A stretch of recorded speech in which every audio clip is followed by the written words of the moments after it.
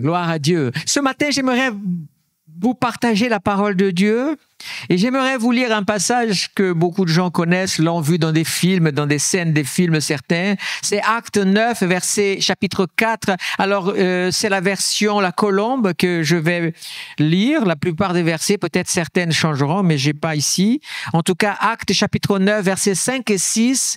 Vous connaissez certainement, vous avez entendu au moins parler de Paul. Paul de Tarse, ou Saul de Tarse, comme dans son nom d'origine. Voilà, merci.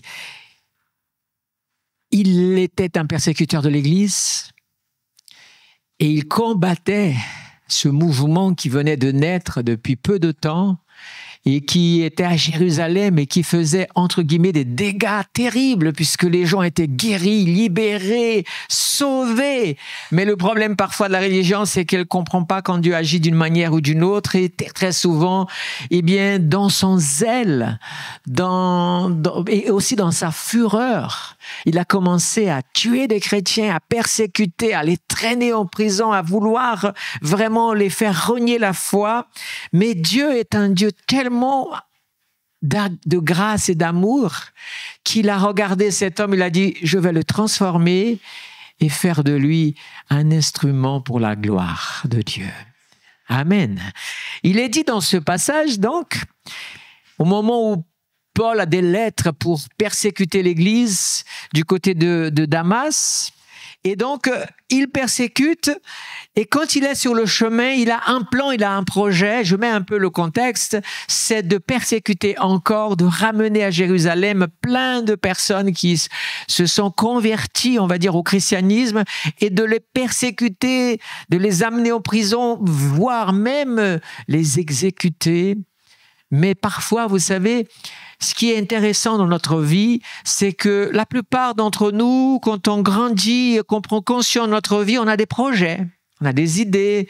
Alors certains pensent à fonder une famille, d'autres d'avoir une vie professionnelle dans un domaine, dans un autre. Chacun a un projet, mais je dis très souvent, vous ne devez jamais oublier que Dieu aussi, quand il t'a créé, il est dit dans le psaume 139 qu'il a écrit aussi dans son livre qu'il a un projet pour ta vie. Alors, tu peux rater le projet de Dieu dans ta vie si tu cherches à faire que ton projet. Mais ce matin, j'aimerais qu'on puisse poser une question à Dieu, celle que Paul a posée à Dieu. Alors, il est dit que quand il était une lumière, alors il était à peu près midi, une lumière plus forte que le soleil a jailli, a brillé, il est tombé de son cheval, il est devenu aveugle. Les gens qui étaient autour de lui n'ont rien compris, ils ont entendu quelque chose se passer. Et à ce moment-là, il est dit que le Seigneur lui a parlé. Cette voix, et Paul ne le connaissait pas. Et il lui a dit, il répondit, « Qui es-tu, Seigneur ?» Et voici la réponse qui est venue, « Je suis Jésus que tu persécutes. » C'est intéressant. Paul ne persécutait pas forcément Jésus en personne, puisque tous les Juifs pensaient que Jésus était mort et était caché par les disciples, enterré quelque part, qu'on ne pouvait pas découvrir. Mais l'Église savait qu'il était ressuscité et qu'il était monté. Mais à partir du moment où on persécute l'enfant de quelqu'un, on persécute cette personne elle-même, n'est-ce pas? Quand on a ce lien, si on touche à ma sœur, on me touche à moi. Si on touche à ma mère, on me touche à moi. Si on me touche, etc. Eh bien, toucher Jésus, toucher les enfants du Seigneur, c'est toucher Jésus lui-même. Et Jésus va dire, je suis Jésus que tu persécutes. Il te serait dur de regimber contre les aiguillons. Et là, Paul, tout tremblant et stupéfait, va poser cette question. Seigneur, que veux-tu que je fasse? Bon, voilà une question intéressante que j'aimerais qu'on puisse se poser la question. Est-ce que déjà un jour dans votre vie, quelles que soient les situations, vous allez voir que Dieu parle de différentes façons. Vous êtes-vous déjà posé cette question? Les gens, par exemple, qui ont essayé à droite, ont essayé à gauche, ont essayé de faire demi-tour ou d'avancer et qui n'y arrivent pas, parfois se pose la question, mais qu'est-ce que je vais faire ou que dois-je faire? Mais quelqu'un qui connaît déjà le Seigneur, sa première attitude normale, ce serait quoi? Se tourner vers Dieu et dire, Seigneur, quelle direction tu attends de moi? Paul va dire, que veux-tu que je fasse? Et là, la réponse est intéressante parce que je voudrais parler particulièrement ici dans cette phrase qui va suivre à tous les chrétiens convaincus dans cette idée-là, c'est que Dieu parlait déjà à Paul, on est d'accord? Il y avait déjà un contact qui était quand même exceptionnel et drôlement exceptionnel. Dieu, il nous parle de différentes façons, mais de cette façon-là, c'est encore un niveau. Et normalement, qu'est-ce qui aurait dû se passer? Que veux-tu que je fasse? Puisque tu parles au Seigneur, le Seigneur, tout simplement, Paul, écoute-moi, je voudrais que tu fasses ça. Eh bien, c'est pas le cas. Dieu va lui dire, lève-toi, rentre dans la ville et l'on te dira ce que tu dois faire. Et de cette question, que veux-tu que je fasse? Que veux-tu, Seigneur, que je fasse? J'aimerais vous montrer combien Dieu nous cherche. Combien Dieu nous cherche et de quelle manière Dieu nous parle. Dieu nous parle de différentes façons, on va voir ça tout à l'heure, mais aussi à différentes personnes. Et je voudrais vous dire une chose, il n'y a pas une personne ici dans cette salle que Dieu n'a pas déjà essayé de parler. Certains sont conscients, ont écouté, ont compris. Si Dieu m'a parlé comme ça, et je ne vous parle pas d'avoir des visions forcément ou de quelque chose de ce genre-là où les gens commencent à se dire, ouh là là, qu'est-ce qu'il devient lui? Il a des visions, il voit des choses, il voit des anges. Je n'allons même pas sur ce terrain-là. Simplement, je vous dis que Dieu vous a parlé déjà. Mais peut-être vous n'avez pas entendu ou su entendre. Le meilleur des exemples que je vais vous donner, c'est celui du jeune Samuel. Vous voyez, Samuel était jeune. Dans 1 Samuel 3, 9 à 11, il est dit que les choses n'allaient pas bien en Israël. Et donc, Dieu a regardé et il a cherché quelqu'un à qui il pourrait donner son message pour restaurer Israël. Le sacrificateur Élie, ce moment-là, c'était pas vraiment sa vie de famille, tous ses enfants, tout ça. C'était pas totalement. Dieu avait pourtant essayé de parler de différentes façons, mais Élie ne voyait plus rien. Et donc, il y avait un jeune homme qui s'appelait Samuel. C'était un enfant. Peut-être avait-il 10 ans, 8 ans ou 12 ans, pas plus en tout cas, de 12. Il entend une voix alors qu'il est là, prêt à se coucher, Samuel qui l'appelle. Alors, qu'est-ce qu'il fait? Naturellement, il se lève, il court, il va dans la maison, dans la chambre où se trouve son responsable, son chef, celui qui était en train de l'élever, son père spirituel. Et il lui dit, tu m'appelles? Et il a dit, mais non, je t'ai pas appelé, va te coucher. OK, il retourne se coucher. Et quand il se couche, il est surpris. À nouveau, Samuel, il se lève, il court. Cette fois-ci, tu m'as appelé, non? Et c'était la deuxième fois. Et Élie, qui avait déjà quand même une expérience, il a dit, ah, c'est quand même la deuxième fois, je ne l'ai pas appelé. Donc, écoute, tu vas faire une chose. Quand tu vas entendre, tu vas dire cette phrase ici. Davar Ebed Shama, qui veut dire parle, ton serviteur écoute. Simplement, et vois ce qui se passe, puisque c'est pas moi qui t'appelle. Alors il va, et quand il entend à nouveau la voix du Seigneur, parle l'Éternel car ton serviteur écoute. C'est ce que il lui a dit Élie. Et quand Samuel se couche, l'Éternel vint se présenter, appela à nouveau pour la troisième fois, Samuel, Samuel. Et là, il va répondre. Samuel répondit, parle, car ton serviteur écoute. Et alors, Dieu va lui dire, Samuel, puisque tu as entendu, puisque tu as répondu, tu vas être mon messager pour transmettre quelque chose que je vais dire qui va rendre les gens étourdis, tellement ce sera impressionnant. Voyez, Dieu cherchait dans une situation difficile quelqu'un pour que cette personne puisse agir. au nom de Dieu, parfois pour lui-même. Dans le livre d'Exode, on a tous vu ça à un moment donné, et je ne vais même pas le lire, je vais vous le réciter. Il y a Moïse qui a fui l'Égypte et qui habite du côté de Madian. Il est marié, ça fait 40 ans qu'il est dans les parages. Et un jour, en amenant les troupeaux, il voit sur la montagne, sur la colline, il voit qu'il y a un feu qui brûle dans une espèce de buisson. Bon, c'est un buisson, c'est sec, c'est le désert. Normalement, bon, peut-être il y a eu une foudre ou quelque chose, je ne sais pas qui s'est passé, et ça a allumé. Le problème, c'est que ça fait un moment et ce feu ne s'éteint pas. Vous savez, au bout d'1 heure, 2 heures, il est là, il regarde. C'est pas possible. Le feu ne s'est pas éparpillé à droite et à gauche. Peut-être même qu'il n'y avait pas grand-chose de plus pour brûler, mais il restait allumé. Alors, il a été attiré par la curiosité et il a dit, je vais voir pourquoi ce buisson brûle et ne se consume pas. Et quand il s'approche, il entend la voix de Dieu qui commence par lui dire, on commence par enlever les chaussures que tu as à tes pieds, tes sandales, parce que tu es en train de rentrer dans un territoire de la présence de Dieu, d'un lieu saint. Et là, Moïse va utiliser « me voici ». Parle, qu'est-ce qui se passe? Et Moïse va recevoir sa mission. Dieu va lui dire, écoute, quand tu étais enfant, c'est un résumé pour nous, hein, quand tu étais enfant, on a voulu te tuer, en te jetant au Nil afin que les crocodiles puissent en faire leur affaire, je t'ai gardé.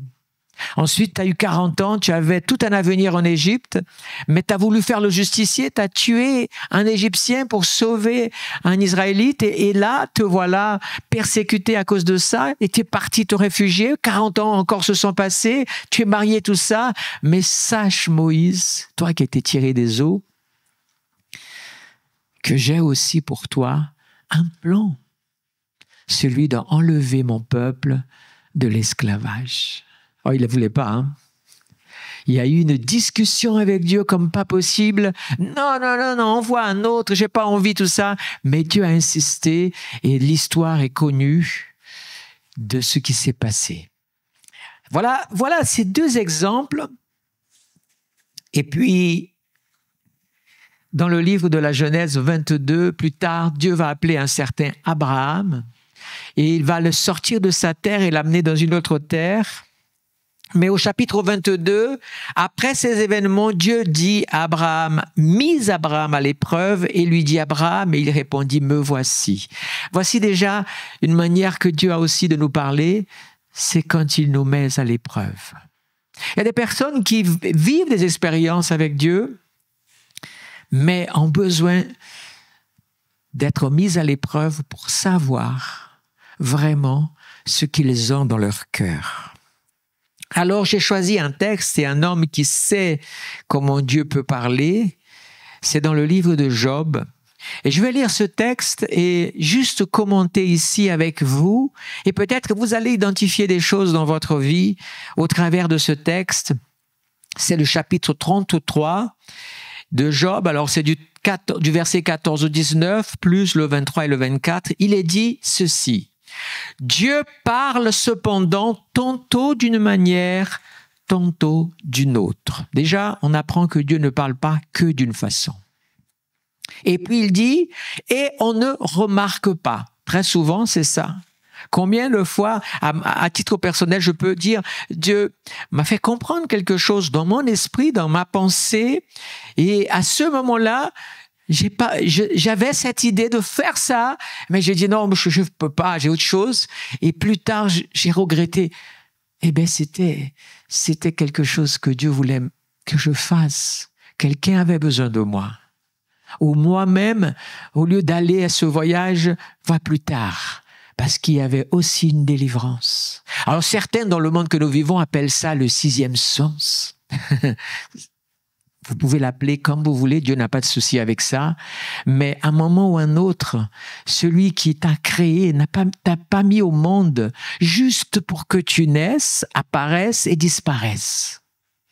Mais que tu puisses naître, apparaître et connaisse celui qui te donne la vie, celui qui t'a créé. Et le plus important, c'est que c'est parce que Dieu a un plan dans la vie de chaque être humain de cette terre. Mais tous ne rentrent pas dans ce plan parce qu'à ce moment-là, ne cherchent pas cela. Alors, qu'est-ce qu'il est dit?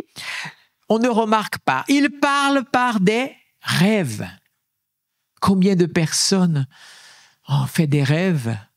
Certains appellent ça des rêves prémonitoires, n'est-ce pas? Mais Dieu parle par des rêves. Et donc, il est dit des visions aussi nocturnes. Alors, les gens parfois, waouh, des visions, oui, des visions. Dieu parle aussi par ce biais-là. Quand un sommeil profond tombe sur les hommes, quand ils sont endormis sur leur lit, il leur communique alors son message. C'est intéressant parce que Job révèle quelque chose qu'on va découvrir plus tard, c'est que les rêves les plus profonds, ceux qui sont les plus, c'est quand notre sommeil est dans l'aspect la plus profonde du sommeil. On continue encore. Dans ce texte, il est dit ceci. Il leur communique alors son message et confirme les avertissements qu'il leur donne, parce qu'il veut détourner l'homme de sa manière de faire. Alors voilà ici quelque chose qui est important. Si moi je commence à aller dans une direction, celui qui connaît le bout de la route, c'est Dieu. Toutes les personnes qui viennent ici pour la première fois en Corse, forcément ne connaissent pas les routes de la Corse. Donc, comment font-ils pour rouler? S'ils louent une voiture, ils sont obligés de rouler avec prudence. Parfois, très souvent, le GPS est là. D'autres prennent peut-être quelqu'un qui connaît pour les conduire. Vous voyez, comme la vie, elle est comme ça. Quand nous ne savons pas quelque chose, nous avons besoin d'un guide, de quelque chose qui va nous amener, qui va nous conduire. Dans notre vie d'humain, il y a beaucoup de choses qui nous dépassent. Beaucoup de choses, on se dit, mais pourquoi cette chose m'est arrivée? Et très souvent, c'est un choix bien avant. C'est un tournant pris bien avant. Et parfois, Dieu intervient parce qu'il nous aime et qu'il a envie, parfois, de nous délivrer d'un danger, mais nous diriger vers quelque chose de meilleur. Dieu a aussi une autre façon de parler qui n'est pas évident et on n'aime pas forcément. Mais il est dit dans ce texte qu'il veut ici éviter l'homme fort de tomber dans l'orgueil et préserver son âme de la tombe. Je vous donne un exemple très simple. Vous avez parfois des gens qui sont très bagarreurs et qui croient qu'ils peuvent tout battre autour d'eux. Et très souvent, ne sachant pas affaire à quelqu'un de plus dangereux, ils ont tendance à vouloir affronter, aller parce que leur orgueil les invite. Et combien ont perdu la vie par orgueil? Alors qu'il suffirait tout simplement de se calmer. Dieu parfois nous parle aussi. Dieu continue aussi à nous parler par la douleur. Beaucoup de chrétiens ont du mal avec ça. Dieu parle par la douleur. Oui, l'homme est corrigé quand il est cloué au lit. Combien de personnes sont parfois clouées dans un lit parce qu'ils n'ont pas eu de contrôle dans leur vie. Ils ont vécu une vie à 300 km/h pendant des années, n'ont pas bien dormi, n'ont pas bien mangé, parce qu'ils avaient qu'un but à atteindre. Mais quand la maladie arrive, il n'y a pas de grand ni de petit, ni de fort ni de faible. On est tous pareils à l'arrêt. Un jour, un de mes pasteurs qui était médecin il y a quelques années, il avait un chef d'entreprise et il disait cela, le chef d'entreprise qui était un ami, lui a dit comme ça, « Pasteur, c'est les dents, je vais te demander une chose. Donne-moi tous les médicaments que tu veux et je les boirai, mais ne me mets pas à l'arrêt. Parce que j'ai une entreprise à faire tourner, je ne peux pas m'arrêter. Et en tant qu'ami, il lui a dit, non, ce que tu as besoin, c'est justement de t'arrêter. Les médicaments ne vont pas régler ton problème si tu ne sais pas non plus t'arrêter. Dans notre vie, si nous ne savons pas nous arrêter ou faire une pause, où j'en suis? Jusqu'à présent, j'ai fait que ça, que ça. Dieu aussi, parfois, nous arrête parce qu'il veut aussi se révéler à nous. De tellement de manières, on pourrait passer, mais on ne va pas chercher plus que ça, à donner plus d'exemples, mais il est dit dans ce texte, par la douleur, corrige quand il est cloué au lit, quand tous ses os s'engourdissent. Vous voyez, quelqu'un qui est paralysé dans son lit. Quand tu es à l'hôpital, quand tu es chez toi et que tu es paralysé dans un lit, tu as tout le temps de réfléchir à ta vie. Dieu ne désire pas que tu arrives là. Peut-être que ce matin, c'est une des manières que Dieu peut aussi parler. Et si tu prenais un temps pour t'arrêter, avant de prendre tes décisions, je pars, je reste, je fais ça, je construis ça, j'investis dans ça, je laisse tout tomber, j'abandonne ça. C'est là où nous avons une grâce. C'est que notre Dieu, quand Jésus est venu, le premier nom par lequel il a été révélé, c'est Emmanuel. Dieu avec nous. Ce que le Seigneur désire, c'est cet arrêt. Se dire, waouh, j'ai besoin de comprendre. Seigneur, l'homme le plus heureux sur la terre, vous savez, c'est lequel? C'est celui qui a retrouvé en lui-même et en Dieu à la fois. Parce que Dieu ne va jamais avoir un projet pour toi qui soit complètement à l'envers de ta nature, de ta personnalité. C'est lui qui t'a créé. En fait, être une personne complète. On dit que quand un homme et une femme se marient, ils se complètent. C'est pour ça qu'on appelle les deux deviennent un.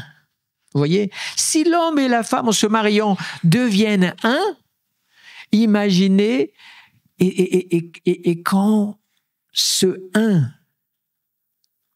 construit quelque chose à longue durée, ils se sentent réalisés, accomplis.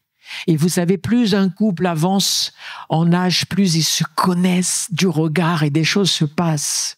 Et ils construisent plus facilement ensemble des choses.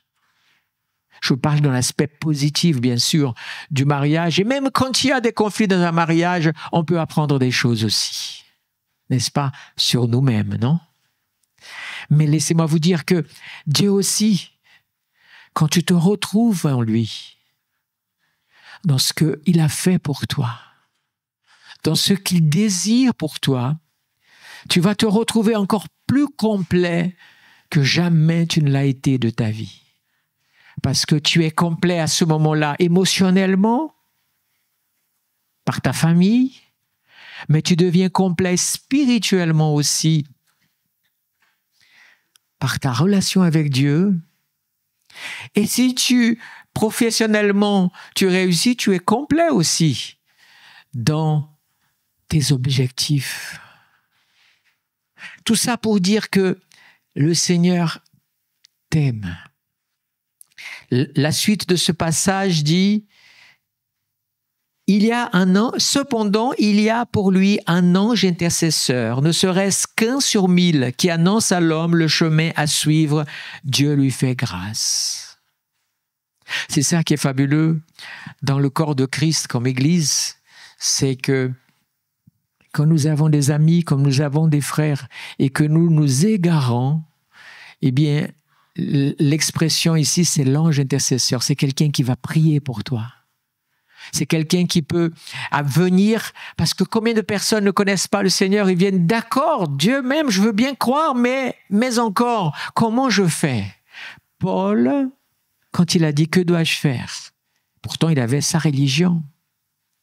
Il était même bien calé dans sa religion. Hein. C'était un pharisien. Il avait été dans une des meilleures écoles. Il avait été formé, on va dire, entre guillemets, comme ça, théologiquement parlant. Il était apte. Il a dit même qu'il était irréprochable sur la loi de son pays. Il connaissait tout. Mais il ne connaissait pas véritablement son Créateur. Parce qu'il le connaissait par théorie et il avait du zèle. Et Dieu aime les gens zélés. Dieu aime les personnes qui ont un tempérament fort. Parce que c'est au travers de ce tempérament que Dieu va travailler ta vie pour le meilleur. Mais malgré toute sa connaissance, il a dit à Paul, « Je dois te mettre maintenant à mon école. On te dira ce que tu vas faire. » Ce qui est beau dans cette histoire de Paul, c'est qu'il va passer, alors je vous ai dit, c'est pas très beau, mais si, 3 jours aveugle. Et il est dit qu'il est resté dans un endroit enfermé 3 jours sans manger et sans boire. C'est-à-dire qu'il a fait l'homme qui courait à droite, à gauche, l'homme qui était le champion du judaïsme du 1er siècle à Jérusalem et qui était là pour mater cette révolution chrétienne. Cet homme-là était maintenant prostré en train de réfléchir à sa vie et se posant 1000 questions. Et Dieu va lui parler à nouveau en lui disant, « Tu vas recevoir la visite d'un de mes enfants qui s'appelle Ananias. » On ne le connaissait pas beaucoup, ce frère. Mais c'était pour Paul, cet homme était comme un ange intercesseur. Il venait, il va prier pour toi, pour que tu sois guéri. Dieu voulait lui faire une démonstration, pas simplement que tu crois sur parole. Ne me crois pas sur parole, parce que je prêche aujourd'hui. Ah, mais je veux croire sur parole. Crois simplement une chose. C'est si tu dis à Dieu, Seigneur, j'aimerais te connaître alors. Parle-moi. Et Dieu va mettre, peut-être ce matin, il te parle de cette manière, déjà comme une réponse, parce que tu te cherches toujours. Malgré l'âge, tu cherches toujours quelque chose qui manque. Si vous êtes des spécialistes ou si vous aimez monter les puzzles, vous savez très bien que tant que la dernière pièce n'est pas mise, on n'est pas satisfait. Mais quand elle est mise, là, on fait ça, on regarde et on a une fierté parce qu'on voit ce qu'on voyait avant. Le modèle est devenu une réalité. Sache que Dieu aussi sait que notre vie est comme un puzzle, plein de tellement de choses. Mais si c'est la main du Seigneur qui commence à mettre cette pièce aujourd'hui, ce morceau aujourd'hui, certaines personnes, vous savez, pour que Dieu complète le puzzle dans leur vie, il leur faut peut-être plus de 30 ans. Au cas d'Abraham, Dieu a appelé Abraham, il avait 75 ans. Mais quand Dieu a accompli sa mission, c'était 25 ans plus tard. Abraham n'a cessé d'aller à droite et à gauche, mais Dieu a dit, j'ai mon plan avec toi. Et Abraham était toujours là, me voici Seigneur. Je suis allé en Égypte, j'ai fait n'importe quoi, Dieu l'a racheté. Et puis après, j'ai encore fait, Dieu a encore amené. Et puis encore, lui et sa femme ont décidé de prendre une décision, Dieu est encore intervenu. Dieu intervient dans ta vie depuis bien longtemps. Bien longtemps. En te gardant en vie. Parce qu'il t'aime et parce qu'il a ce projet. Parce qu'il désire tellement révéler ce qu'il a pour toi. Alors ce matin, simplement, je vais nous inviter tous, ceux qui désirent prendre cette pause. Peut-être on peut baisser nos têtes et simplement nous poser devant Dieu et poser cette question. Seigneur, me voici. Ce matin, je suis dans ta maison. Je suis devant ta sainte présence. Vais-je continuer à mener la vie que je menais comme je voulais? Certains sont fiers de dire ni Dieu ni maître. alors qu'il se trompe tellement.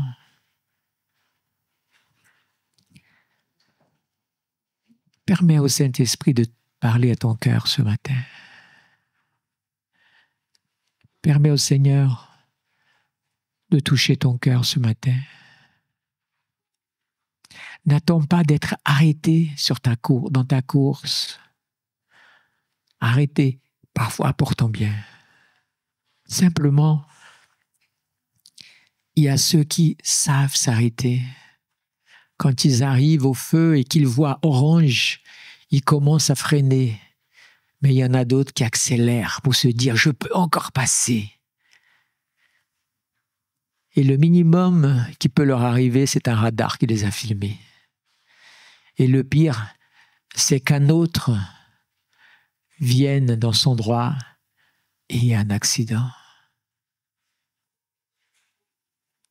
Il y a un temps pour avancer, il y a un temps pour construire, il y a un temps pour tellement de choses, il y a un temps pour s'arrêter, pour se poser et peut-être avoir un dialogue clair avec Dieu. Seigneur, tu m'aimes tant que ça. Alors, si tu me parles ce matin, continue à me parler. Me voici. Que désires-tu que je fasse? Ô Saint-Esprit, ce matin, je bénis ta présence dans cette salle, dans ce lieu. Et je prie pour chaque cœur, pour chaque personne qui est ici. Tu connais la raison, le pourquoi de chacun. Celui ou celle qui est en marche arrière, qu'il puisse s'arrêter pour reprendre la route. Celui qui s'est perdu dans ses choix, dans son chemin, puisse retrouver, Seigneur, un chemin qui l'amène dans ta présence. Saint-Esprit, que ce soit maintenant, que ce soit tout au long de cette journée ou même cette nuit, que tu puisses parler, te révéler d'une manière ou d'une autre comme tu le désires, à nos cœurs, à nos pensées, mais que nous ne restions pas perdus, égarés, sans direction. Oh, alléluia. Je bénis ton nom ce matin pour chaque personne qui est ici. Une chose que je comprends de ta parole, c'est que tu ne parles jamais en vain. Même si ce n'est que pour une personne, tu as assez d'amour pour parler pour une personne au milieu d'une multitude. Seigneur, que désires-tu que je fasse? Seigneur, là où je me suis égaré, ramène-moi, Seigneur, dans la voie qui est devant tes yeux pour moi. Seigneur, je crois que tu as aussi un plan, un projet pour ma vie. Et peu importe l'âge que j'ai, jeune ou plus âgé, ton plan ne s'est pas arrêté à cause de l'âge. Ton plan est toujours oui. Un jour, Luther, qui était de la compagnie de Saint-Augustin, torturait son âme pendant des années, son maître dans le monastère où il était, Luther, n'arrivait pas à enlever le fardeau qu'il avait en lui. Il avait un fardeau de culpabilité, mais tellement grand. Il avait choisi de donner sa vie. Il avait choisi la compagnie, de Saint-Augustin, qui est la plus exigeante, la plus sévère, on va dire comme ça, de toutes les confréries. Et il n'y arrivait pas. On l'a envoyé à Rome. C'était à l'époque où on était en pleine construction de Saint-Pierre. Et il est revenu, il est dit dans ses biographies, encore plus déçu à cause de tellement de choses qu'il avait vues. Et il était encore plus. Mais il est dit dans sa biographie qu'un jour, par un temps d'orage, mais un orage, il a eu la peur de sa vie. Il pensait qu'il allait mourir tellement c'était terrible. Et il a commencé encore à avoir plus peur. Parce qu'il a dit, mais je ne sais pas si je suis sauvé. Et un jour, toutes ces choses l'ont amené à un jour à ouvrir la Bible et à lire Romains, l'épître de Paul aux Romains, où il a lu « L'homme est justifié par la foi ». Et ce verset, alors que des paroles, des conseils, des prières et parfois quelques mutilations dans son corps pour se punir de ses péchés ne sont pas arrivés à le réconcilier avec Dieu, un verset dans la parole lui a parlé et il a trouvé la paix.